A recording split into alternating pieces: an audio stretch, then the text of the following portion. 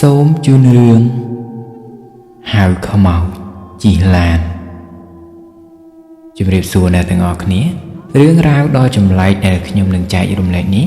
គឺជារឿងពិតមួយដែលបានកើតឡើងថ្មីនឹងទេនៅតាមបណ្ដោយផ្លូវជាតិលេខ3ហើយហេតុការណ៍ចម្លែកហ្នឹងវាកើតឡើងចំពោះខ្ញុំដល់ទៅ2ដងឯណោះខ្ញុំជាអ្នកខេត្តតាកែវនិងមានមុខរបរជាជាងជួសជុលម៉ូតូនៅតាមបណ្ដោយផ្លូវជាតិលេខ3នឹងឯងប៉ុន្តែកន្លែងដែលខ្ញុំជួបរឿងចម្លែកនោះវាមិនមែននៅម្ដុំខ្ញុំនឹងទេតាមពិតទៅស្ទើរតែគ្រប់កន្លែងនៅតាមបណ្ដោយផ្លូវជាតិមិនថាផ្លូវជាតិលេខប៉ុន្មាននោះទេគឺមានជើងកប់ស្ទើរតែគ្រប់កន្លែងទៅហើយប៉ុន្តែកន្លែងដែលខ្ញុំបានជួបរឿងរ៉ាវភ័យរន្ធត់គឺវាឧស្សាហ៍កើតមានគ្រោះថ្នាក់មែនទែនសឹងតែថា 3-4 ថ្ងៃគឺមានគ្រោះថ្នាក់កើតឡើងម្ដងកន្លងមកខ្ញុំក៏ធ្លាប់ធ្វើដំណើរឆ្លងកាត់ទីនោះនៅពេលយប់ព្រលប់ដែរប៉ុន្តែមិនធ្លាប់ជួបរឿងអ្វីទេទើបតែថ្ងៃមួយនោះមានហេតុការណ៍គ្រោះថ្នាក់មួយបានកើតឡើងបណ្ដាលឲ្យក្មេងស្រីសិស្សសាលាម្នាក់បានស្លាប់បាត់បង់ជីវិតហើយបន្ទាប់ពីនឹងមកពេលដែលខ្ញុំធ្វើដំណើរឆ្លងកាត់ទីនោះនៅពេលយប់រឿងចម្លែកនិងគួរឲ្យខ្លាចក៏បានកើតមានឡើងពេលហ្នឹងខ្ញុំត្រូវទៅចូលរួមកម្មវិធីមង្គលការមិត្តភ័ក្តិសំណប់ចិត្តរបស់ខ្ញុំអញ្ចឹងហើយក៏ត្រូវមិត្តភ័ក្តិដទៃចាប់បង្ខំឲ្យនៅផឹកនៅស៊ីរហូតទាល់តែចប់កម្មវិធីមានន័យថាទាល់តែម៉ោងជាង11យប់ឯណោះទើបខ្ញុំអាចដកខ្លួនវិលត្រឡប់មកផ្ទះវិញបានតាមផ្លូវនាវេលាម៉ោងថ្មហ្នឹងវាពិតជាស្ងាត់ខ្លាំងមែនទែន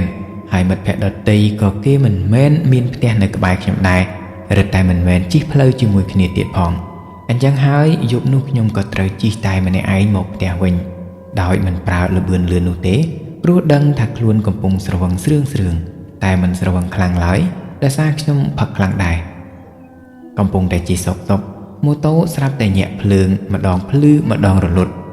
ញាក់ចុះញាក់ឡើងបាន2-3ដងពេលម៉ូតូរំកិលខ្លួនទៅដល់កន្លែងដែលទើបនឹងមានសិស្សសាលាស្លាប់ថ្ងៃមុននោះម៉ូតូខ្ញុំក៏រលត់ឈឹងទៅទោះបីខ្លួនឯងជាជាងជួសជុលម៉ូតូក៏ដោយប៉ុន្តែនៅសុករលត់អញ្ចឹងខ្ញុំរកកន្លែងខូចមិនឃើញនោះទេបើទោះជារកឃើញក៏មិនដឹងថាត្រូវធ្វើយ៉ាងម៉េចដែរដោយសារពេលហ្នឹងខ្ញុំមិនបានយកឧបករណ៍មកជាមួយឡើយខណៈកំពុងតែឆ្កេះឆ្កៀលមើលនេះមើលនោះខ្ញុំស្រាប់តែបានឮសម្រាប់ជើងគេដើរជន់ដបទឹកសុទ្ធ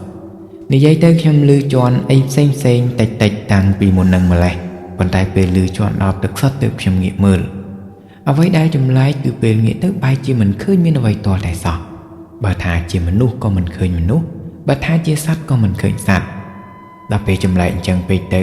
ខ្ញុំក៏សម្រេចថានឹងបណ្ដើរម៉ូតូទៅផ្ទះតែម្ដងព្រោះអីបើមិនបណ្ដើរទៅទេគឺវាអត់មានជម្រើសអ្វីផ្សេងឡើយមុននឹងបណ្ដើរខ្ញុំក៏បានសាកល្បងដេរម្ដងជា2ដងហើយក៏ព្យាយាមធាក់ផងដែរប៉ុន្តែទោះបីខំព្យាយាមយ៉ាងម៉េចក៏ដោយក៏ម៉ូតូនឹងវាអត់ព្រមឆេះវិញដែរក្រោយពេលបណ្ដើរម៉ូតូបានប្រហែល10ម៉ែត្រខ្ញុំស្រាប់តែបានឮសំឡេងមនុស្សស្រីយំឮប៉ុណ្ណឹងខ្ញុំនេះក៏ចាប់ផ្ដើមព្រឺសម្បុរបះសក់ជ្រុងព្រោះឯខ្ញុំយល់ថាខ្លួនឯងប្រហែលជាត្រូវខ្មោចលងពេលហ្នឹងខ្ញុំក៏ប្រឹងបន្ថែមល្បឿនដើម្បីឆាប់បានចាក់ចេញពីកន្លែងនោះ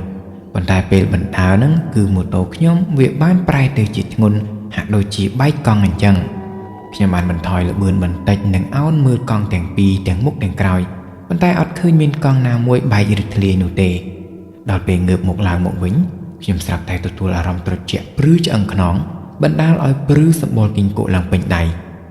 ទោះយ៉ាងណាក៏ដោយខ្ញុំនៅតែបន្តបណ្ដើរម៉ូតូតាំងពីស្រវឹងរហូតដល់ស្វាងបែកញើសយកខោអាវហើយទាល់តែម៉ោង7:12យប់ទើបខ្ញុំទៅដល់ផ្ទះស្អែកឡើងក្រោយពេលភ្ញាក់ពីគេងនិងរៀបចំបើកតូបប្រពន្ធខ្ញុំក៏ទាញម៉ូតូនឹងយកទៅជិះដំបូងឡើយខ្ញុំគិតថានឹងស្រែកប្រាប់គាត់ទៅហើយថាម៉ូតូនឹងវាខូចប៉ុន្តែមិនទាន់នឹងបានស្រែកផងគាត់ក៏បានដេរម៉ូតូនឹងឆេះហើយក៏ជិះចេញទៅផ្សារបាត់ទៅខ្ញុំពិតជាចម្លែកចិត្តមែនទែនតែក៏មានកូនចិត្តមួយគិតថាប្រហែលយប់មិញនឹងខ្ញុំត្រូវខ្មោចលងមែនហើយគឺលងដោយធ្វើឲ្យម៉ូតូនឹងខូចក៏ដូចជាឮសំឡេងចម្លែកផងដែររំលងពីនោះមកបានប្រហែលជាង1ខែខ្ញុំក៏ត្រូវទៅចូលរួមកម្មវិធីមង្គលការគេមួយរោងទៀតហើយក៏ត្រូវឆ្លងកាត់ផ្លូវនឹងដល់ដែរគ្រាន់តែថាមង្គលការនោះវាជាមង្គលការរបស់អ្នកស្គាល់គ្នាធម្មតាប៉ុណ្ណោះមិនមែនជាមិត្តស្និទ្ធស្នាលអីទេ មានន័យថាខ្ញុំមិនចាំបាច់ត្រូវគេបង្ខំឲ្យនៅដល់យប់ជ្រៅដូចមុនឡើយប៉ុន្តែពេលហ្នឹងគឺខ្ញុំបានភ្លេចនៅហេតុការណ៍ដែលខ្លួនឯងបានជួបកាលពីយប់មុននោះទៅហើយយ៉ាងណា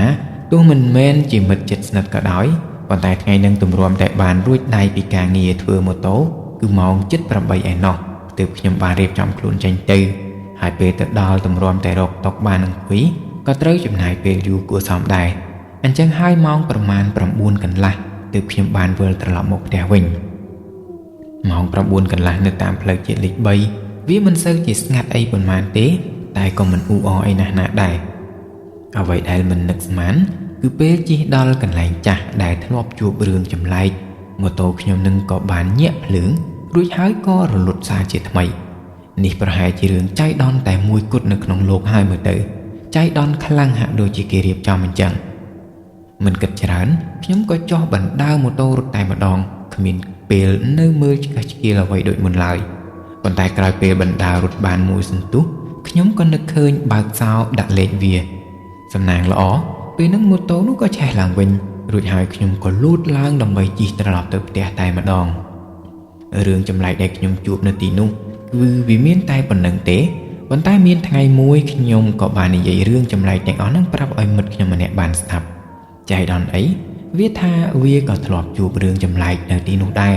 ហើយហេតុការណ៍ហ្នឹងពិតជាគួរឲ្យខ្លាចខ្លាំងមែនទែនសូមបញ្ជាក់បន្តិចថាមិត្តខ្ញុំនឹងវាមានមុខរបរជាអ្នកតុបតែងឆាកសម្រាប់កម្មវិធីមង្គលការនិងពិធីបុណ្យនានាហើយមានយប់មួយនោះក្រោយពេលចប់កម្មវិធីមង្គលការវាក៏បានរើឆាកដាក់ឡាននិងជិះត្រឡប់មកផ្ទះវិញជាធម្មតាតែដោយសាររួមនឹងនៅក្បែរផ្ទះកូនចៅវា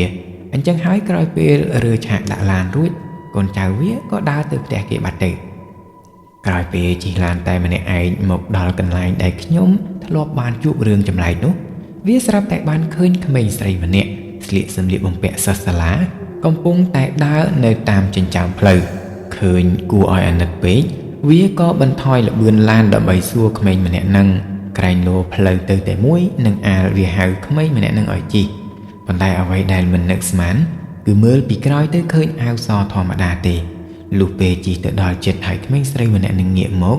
វាក៏បានឃើញរាងកាយនាងប្រឡាក់សុទ្ធតែឈាមទាំងមុខទាំងសម្លៀកបំពាក់ពេលហ្នឹងមិត្តភក្តិខ្ញុំវាភ័យខ្លាំងមែនទែនរួចហើយក៏បន្ថែមល្បឿនជិះចេញពីទីនោះដោយគ្មានងាកក្រោយទេមិនងាកក្រោយមែនតែវាបានមើលកញ្ចក់ទៅក្រោយ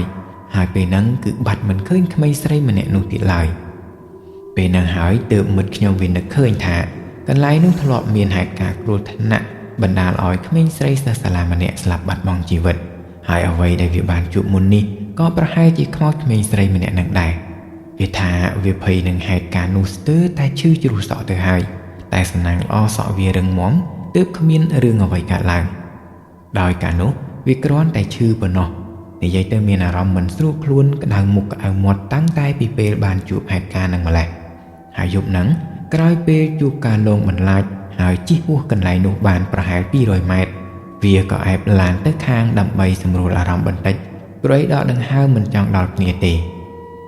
ខ្ញុំឯនេះស្ដាប់មិត្តបណ្ដើរនឹងលួចសើចតិចបណ្ដើរតែក៏អាណិតវាដែរព្រោះយល់អារម្មណ៍ភ័យខ្លាចពេលដែលបានជួបខ្មោចយ៉ាងណានេះគ្រាន់តែជាបទពិសោធន៍ដែលពួកខ្ញុំបានជួបប៉ុណ្ណោះអ្នកផ្សេងដែលគ្មាននិស្ស័យឬអាចថារាសីមិនទាន់ធ្លាក់ប្រហែលជាមិនជឿឬក៏មិនអាចជួបអ្វីដូចពួកខ្ញុំឡើយបាទរឿងរបស់បងប្រុសក៏បានមកដល់ទីបញ្ចប់ហើយអរគុណលោកអ្នកដែលបានចំណាយពេលស្ដាប់សូមគោរពលាជួបគ្នាវីដេអូក្រោយ